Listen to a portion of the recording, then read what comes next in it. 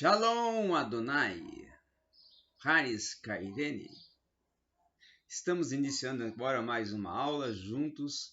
Nesse momento, esta aula é a aula de exegese do Novo Testamento para aquela especialização que estamos propondo e direcionando para o pastor Márcio Malvestio, ali em Londres, nosso aluno que está ali em Londres. Muito bem, então, vamos agora, hoje, iniciar com uma exegese específica, voltada, direcionada para o livro de Apocalipse. Lembrando que hoje, depois, lá na parte final, vamos explorar aqui primeiro aos Coríntios, a primeira epístola aos Coríntios, capítulo 2, tá? Vamos trabalhar um pouquinho no capítulo 2 e hoje eu vou usar dois recursos somente. Vou usar o léxico analítico de William Mose e vou usar as variantes textuais do Novo Testamento, tá? Que é justamente um material muito denso, um material muito extraordinário para o desenvolvimento de uma análise, para o desenvolvimento de uma interpretação mesmo profunda, uma exegese profunda de cada um dos termos centrais dos versículos. Então, é uma parte da aula que vai ser muito proveitosa. Então, lá na página de número, nós estamos aqui já localizando 226, não é? A página 226, nós vamos agora trabalhar a partir da página 226 do livro, nosso livro-texto, tá? Que é do Douglas Stewart e o Gordon Fee. Muito bem. Não é raro, né, de forma alguma, o trabalho com o Apocalipse, tá? Eu não considero um livro de tão alta complexidade como muitas pessoas consideram e conceituam assim. Parcialmente por causa das dificuldades próprias, né, do estilo escatológico que ele possui, né, e também de estar dentro do gênero apocalíptico. Ao mesmo tempo, ele é muito importante. E é importante até entender a questão de contexto histórico, né, que está envolvido, inserido o livro do Apocalipse. Também é de extrema importância e até algo muito significativo a exegese no Apocalipse ser a partir da consideração, tá? E da nossa avaliação, que raramente João está citando o Antigo Testamento. É rara a frase que não tenha um eco muito claro de passagem do Antigo Testamento, pois então podemos ver que mesmo até que ele não cite diretamente, o Antigo Testamento está presente lá dentro. Por quê? Porque em todas as passagens você vê eco do Antigo Testamento, das profecias, principalmente da de Daniel e Ezequiel, dentro do livro do Apocalipse. Tá?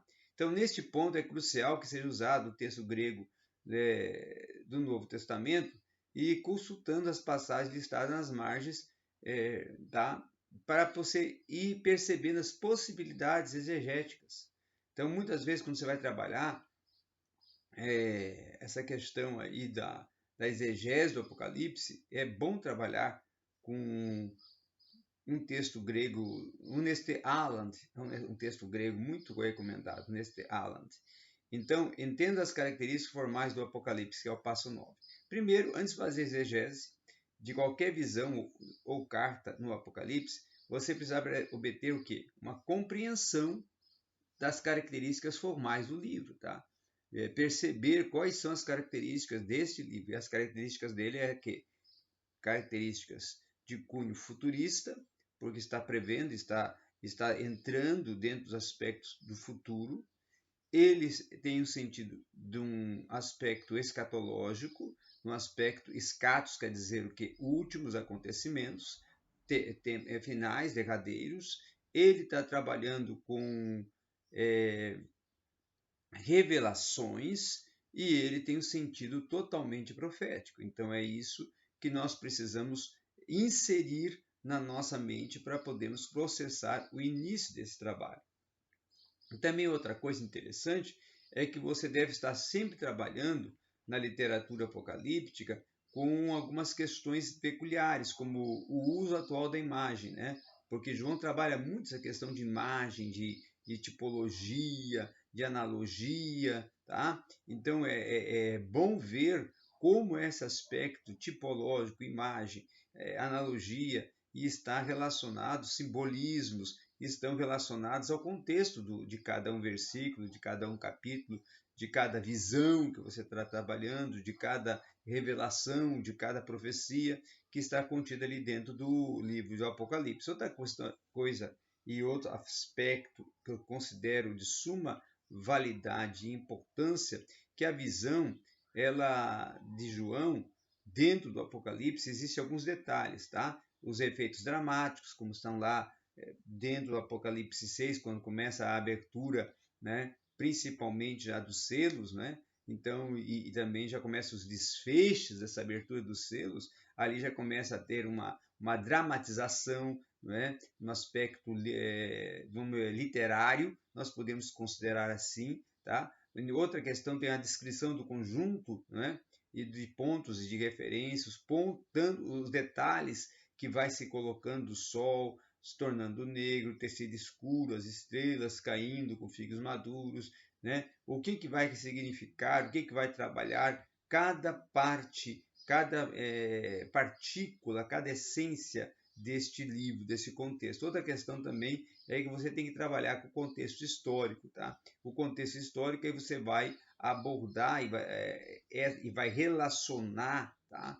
Essas visões, essas vamos dizer assim, cartas às igrejas e as visões a partir lá do capítulo 6, né? A partir do capítulo 5, que já saiu das cartas, a partir do capítulo 3 já saiu das cartas, mas eu vou colocar a partir do capítulo 5, porque ali já começa a visão do cordeiro no trono, né? E aí vai indo depois a visão dos 7 selos e a abertura dos 7 selos, e aí depois vem trombetas, aí depois vem as taças. Então, quando você vai construindo essas visões da ira vindoura, essas visões relacionadas à tribulação e grande tribulação, que estão inseridas em um contexto, o que há de ocorrer, você precisa trabalhar também com algumas possibilidades de ter ali livros escatológicos,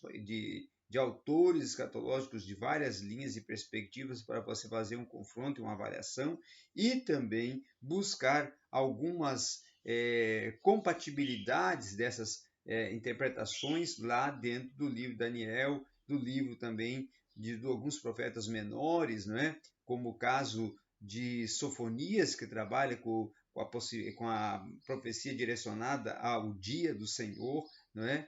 Zacarias também, que é importante nessa hora estar dando uma verificada para você ir ampliando as suas possibilidades de aferição analítica sobre o texto, tá? Outra questão muito interessante são os passos subsequentes comuns a todos os gêneros. Primeiro, você precisa considerar o contexto bíblico teológico, que ele é mais amplo, que ele é mais específico, que ele é mais abrangente, né? Depois, você precisa reunir uma bibliografia de fontes secundárias e ir lendo elas amplamente, como eu já coloquei, tá? Que é os livros escatológicos aí, que nós temos vários, eu posso até indicar um que eu considero muito importante, até dois que eu considero muito importante. Primeiro, o Manual de Profecias Bíblicas, né? Que ele é excelente, que ali esqueci o nome do autor agora, mas para mim é um dos melhores que tem desse livro. E depois também temos esqueci os dois livros, eu até tenho ali na minha biblioteca, mas não aqui, lá na sala, que são livros que são específicos, e eu vou apresentar eles, prometo, na próxima aula, porque eu não vou agora sair daqui e ir lá e tal, então eu vou apresentar eles na próxima aula, porque eles estão na minha outra biblioteca lá na sala, tá? Então são livros muito amplos para você trabalhar essa questão escatológica referente à análise das visões, tá? Outra questão também trabalhar com algumas possibilidades interpretativas, né? Algumas percepções interpretativas que vão facultando os horizontes da exegese direcionada ao Apocalipse, tá? E depois, por fim, fazer essa tradução final, que é aquela tradução que você vai construir, né, um texto, e quando tem a possibilidade, vai até escrever uma monografia ou um trabalho específico dentro desse sentido, tá ok? Então, essa era a nossa parte, o nosso caminho hoje dentro do livro, tá? Dentro do livro, só quero ir até aqui. Na próxima aula, nós vamos pular essa questão das epístolas, porque nós já estamos trabalhando diretamente no aspecto prático, então eu não quero entrar aqui no teórico, porque já estamos fazendo isso no prático, né? Trabalhamos com Romanos na aula passada e hoje vamos trabalhar com 1 Coríntios. Aí nós já vamos pular para o capítulo 6, a exegese e o texto original, que vai ser a partir já lá da página 237. Isso já na nossa próxima aula, que vai ocorrer na semana que vem, porque essa semana nós não fizemos 2 aulas, porque estamos fazendo essa hoje, que vai ter uma extensão de tempo mais ampla, de 1 hora de tempo, né? Então, hoje nós vamos poder ganhar um espaço maior, trabalhar com espaço maior, com possibilidades maiores, e com isso nós vamos ter um tempo maior de aula, que vai ser totalmente dedicado, né, esse tempo maior, que é o nosso trabalho aí exegético em cima da primeira epístola de Coríntios. Shalom, Shalom Adonai. Nós estamos dando continuidade agora à nossa segunda parte da aula, que vai ser voltada justamente à questão que estamos trabalhando, que é uma exegese prática voltada já à análise textual, e que hoje nós vamos fazer exegese no capítulo 2, tá? Da primeira carta do apóstolo Paulo aos Coríntios. Então, capítulo 2 de primeira carta do apóstolo Paulo aos Coríntios. Então, 1 Coríntios, capítulo 2, nós vamos trabalhar com um colchete. Vamos indo do versículo 1, tá? Até o versículo 5. Esses 5 versículos que nós vamos explorar em uma análise exegética, ok? Eu vou ler esses 2 textos em 2 versões. Uma versão que é a versão da King James, que ela trabalha com o texto massorrético, né? E depois eu vou ler a versão da CNBB, que trabalha com a Vulgata Latina, tá? Para nós podermos ver a comparação das traduções de como são desenvolvidas. Então, vamos ver primeiro dentro do contexto da King James. E eu, irmãos, quando eu fui até vós, não fui com excelência de discurso ou de sabedoria, declarando-vos o testemunho de Deus, porque eu decidi não saber coisa alguma entre vós, senão a Jesus Cristo e esse crucificado. E eu estive convosco em fraqueza e em tremor, e em grande tremor. E meu discurso e a minha pregação não estava em palavras persuasivas de sabedoria humana, mas em demonstração do Espírito e de poder, para que a vossa fé não esteja na sabedoria dos homens, mas no poder de Deus. Então, eu li, agora eu vou pegar, tá? Vou pegar o 1 Coríntios, e vou trabalhar, certo? Justamente com o capítulo 2, tá?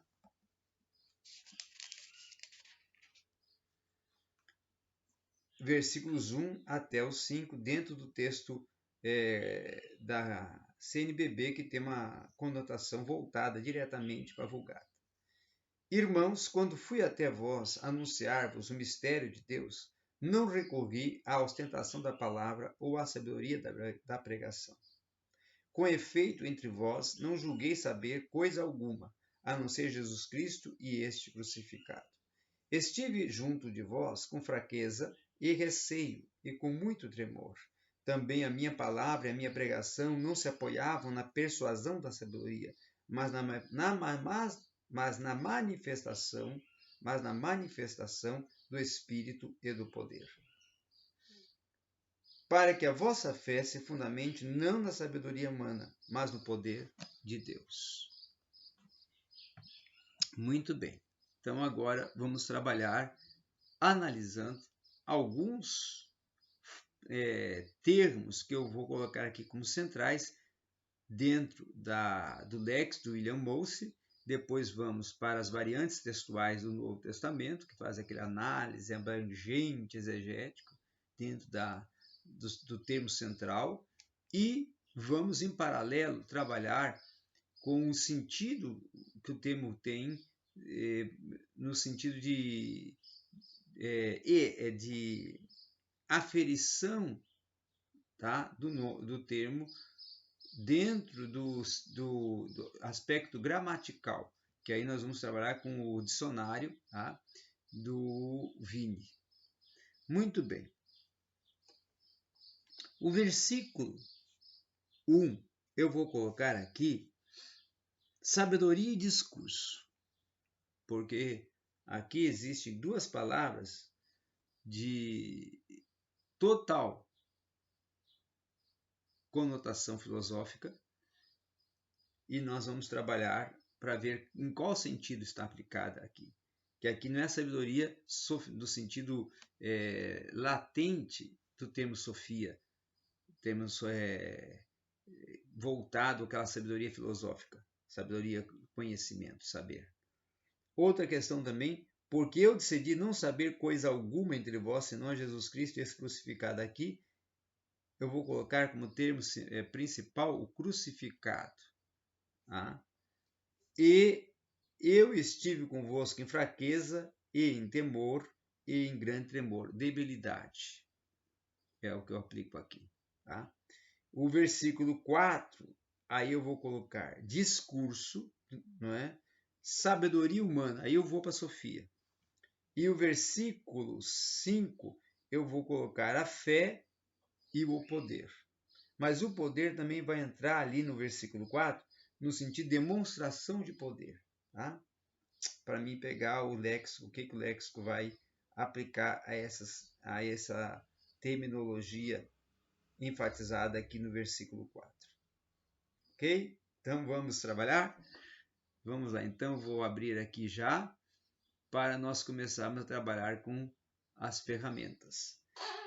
Primeiro, vamos para a questão sabedoria e mistério de Deus, que é a expressão que nós vimos ali dentro do texto da Vulgata e que está muito próximo ao testemunho de Deus no aspecto do testemunho que aqui é relacionado ao testemunho de Cristo, ou que ele recebeu sobre o testemunho de Cristo, o testemunho de Deus, o mistério de Deus, não é? Então, eu vou primeiro começar aqui com a variante textual para depois eu ir para o William Mose. Tá? Eu vou dar uma conotação aqui, primeiro analítica, dessa expressão mistério de Deus dentro do contexto fraseal. As palavras o mistério de Deus, isso dentro da variante textual do Novo Testamento, tá? Que vai ter um sentido, né? Uma conotação mais específica. E está relacionado, no caso, aqui, como adota as maiorias das versões, a uma verdade secreta de Deus. A maioria das versões que trabalham com a Vulgata, tá? A verdade secreta de Deus, o mistério de Deus. E a verdade a respeito de Deus. Também tem uma outra variante textual, que aí está no genitivo, objetivo, que é o testemunho a respeito de Deus. Isso no genitivo objetivo, tá? E no genitivo subjetivo, o testemunho dado por Deus. Tá? Agora, ainda trabalhando uma exegese, eu vou trabalhar agora no William Mose para me entender no aspecto lexical o termo discurso. Isso no lexical. E aí aqui nós temos três aferições que eu poderia colocar no léxico analítico, que ele trabalha ato de falar e argumentação. Mas eu ainda vou preferir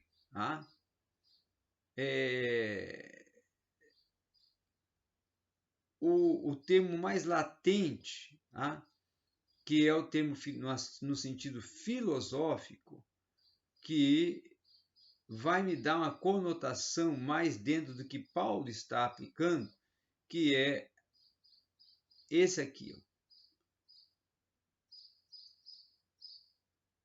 Já estou chegando nele aqui.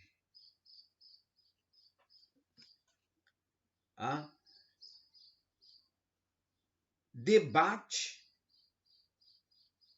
arguição, argumentação, disputa e discussão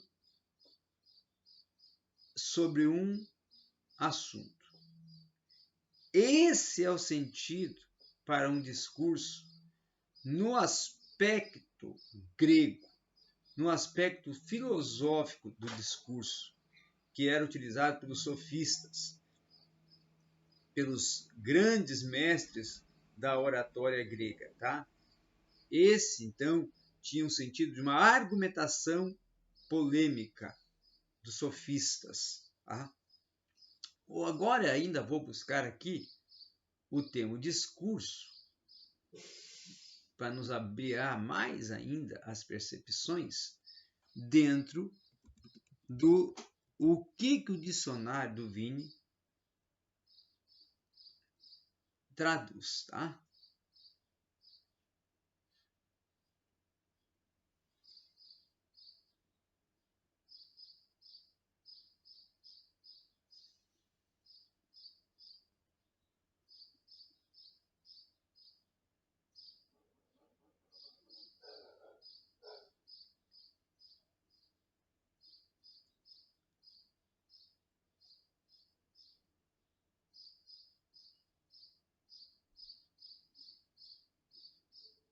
Às vezes demora, irmãos, porque a gente está trabalhando com a busca eletrônica, que é um pouco mais lenta. E para nós irmos num aspecto mais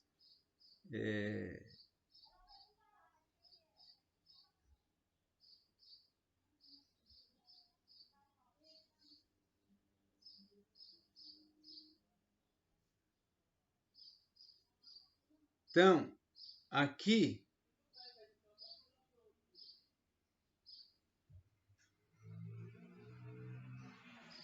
nós vamos ter o termo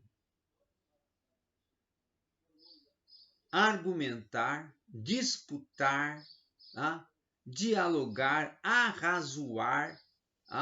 Nós vamos ter ainda a questão muito latente que eu acho muito interessante, é essa proposta argumentar e dialogar. Mas esse argumentar, que seria no caso o termo dialegonai, que também tem um sentido filosófico, ele está mais ligado, o dialegonai, a esse discurso que está inserindo Paulo aqui. Porque esse discurso que o Paulo está inserindo aqui não é um discurso de um orador. Paulo não está trabalhando a questão de oratória, ele está trabalhando a questão de argumentação.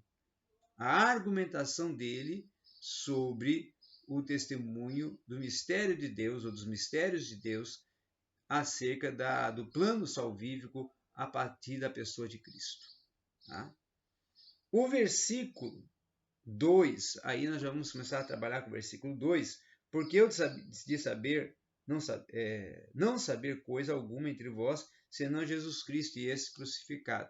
O termo crucificado, eu não tenho esse versículo, tanto o 2 como o 3, eles não estão dentro do contexto da variante textual, porque ele vai trabalhar só com os os termos chaves do capítulo, tá?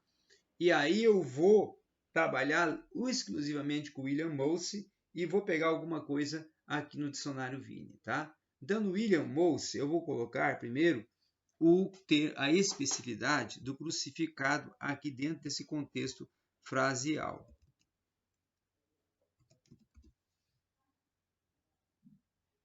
Então, trabalho o quê? Justamente, tá? No aspecto de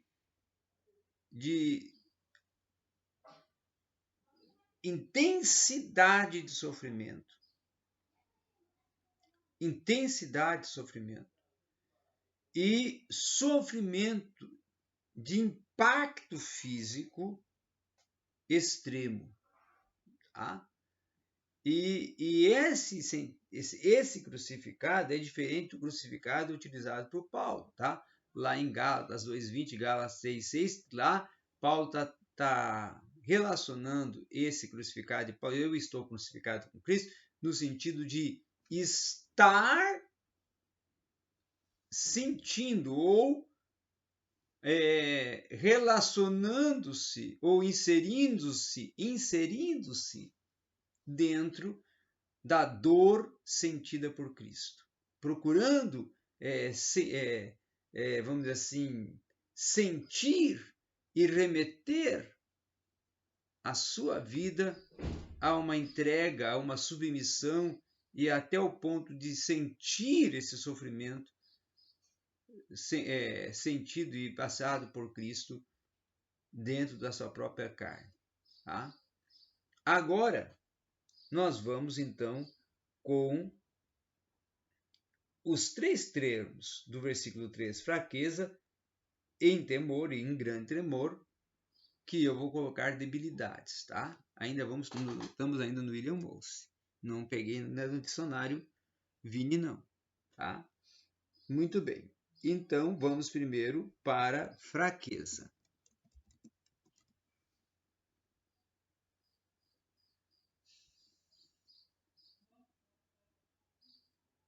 Esse termo fraqueza, aí vai colocar aquilo que eu apliquei, já tinha aplicado, no sentido de debilidade, tá?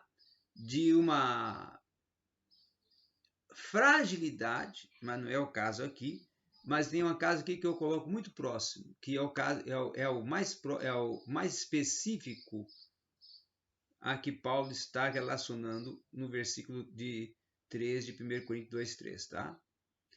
Imperfeição intelectual e moral.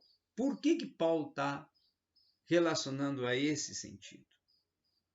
Porque o que ele está transmitindo, ele não tinha participado visivelmente, como os outros discípulos, como os outros 12 discípulos, que estavam presentes e vendo testemunhas oculares, martirias. Agora aqui, ele é alguém que recebeu o testemunho. E como receptor do testemunho, ele não tem aquela condição tão, vamos assim, tão, vamos assim, de autoridade, de condição visual, né? E aí aplica a questão da imperfeição intelectual e moral, no sentido do âmbito, né? Intelectual e moral, tá? Que está, no caso, relacionado, né? Ao sentido da condição em que ele se encontra, ele no seu interior, de estar transmitindo a dimensão, a amplitude do que é esse mistério de Deus. Tá? Outra questão aqui é o que nós vamos colocar em temor e grande tremor. Agora vamos para temor e grande tremor. O exegese, trabalha-se assim, lentamente, para ir buscando e compondo passo a passo, para depois construir o seu texto e a sua aferição textual. Tá? Aí o temor, nós vamos colocar admirado, atemorizado, tá? Receoso, estar receoso e estar apreensivo. seria os dois termos os dois sentidos latentes a essa aferição dessa palavra aqui, temor e em temor, tá? Estar receoso e apreensivo. Agora, tremor, um grande tremor, tá? Porque aí nós vamos ter uma agitação, tá? Que não é essa, mas é estremecimento, medo e principalmente agitação de espírito e uma responsabilidade solene e uma reverência e uma grande admiração, uma grande expectação e veneração. É o que nós podemos inserir a esse contexto aqui do versículo 3. Uma grande reverência e expectação e ansioso e até uma agitação de espírito que está acontecendo aí dentro dessa proposta do versículo 3, tá? Agora no versículo 4, tá? No versículo 4, e meu discurso, a minha pregação não estava em palavras persuasivas, sabedoria humana, mas em demonstração do Espírito e de poder. Então, eu vou colocar aqui o termo, tá? Que essas palavras, esses versículos aqui, nos remete à sabedoria humana e depois nos remete a poder. Então, primeiro eu vou trabalhar com a variante textual, tá? A variante textual agora vai trabalhar para nos dar o sentido relacionado do caráter do termo sofia. O termo sofia para a sabedoria humana, um aspecto filosófico, tá? Ele vai trazer algumas perspectivas que até aqui na variante textual vai dizer assim, ó, o texto da variante textual, é muito mais difícil decidir o que fazer a respeito do adjetivo sofia que em toda a literatura grega. Apenas aparece nessa passagem e seria no sentido de persuasão, seria também no sentido de palavras sábias e persuasivas, e também seria no sentido de argumentos filosóficos consistentes. Então, Paulo está dizendo, eu não vi com uma argumentação consistente no aspecto filosófico, científico, para convencê-los cientificamente, tá?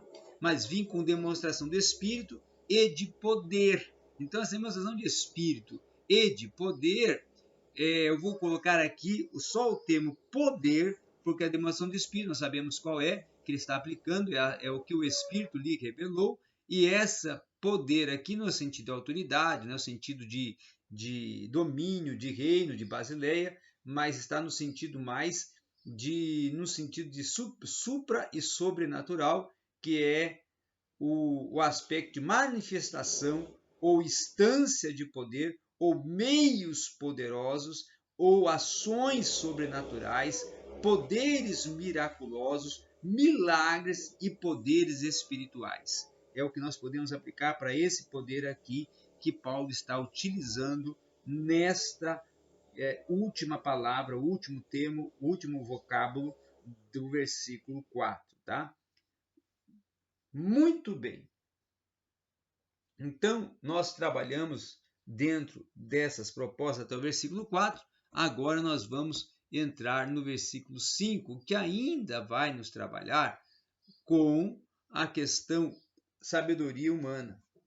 Para que a vossa fé não esteja na sabedoria dos homens, ou seja, não esteja pautada no termo sofia, que é um termo mais abrangente, mais especificado, mais voltado à argumentação filosófica, ao debate filosófico, à persuasão da argumentação filosófica, tá? Mas sim esteja pautado a questão justamente de poder de Deus, de poder no sentido de ações sobrenaturais, de intervenções sobrenaturais, de atuações supra e sobrenaturais dentro da sobrenaturalidade do poder excelso, o poder divino. Okay? Então, esses sentidos aplicativos que nós alcançamos dentro do que está propondo esses 5 versículos aqui da exegese que nós fizemos do 1 Coríntios capítulo 2 até o versículo de número 5, tá? Então, nós trabalhamos com essas questões aqui e fomos até o versículo 5. Muito obrigado. Então, essa foi a nossa proposta exegética de hoje, aqui no seu canal, A Rota Teologia, uma aula direcionada para o pastor Márcio Malveste.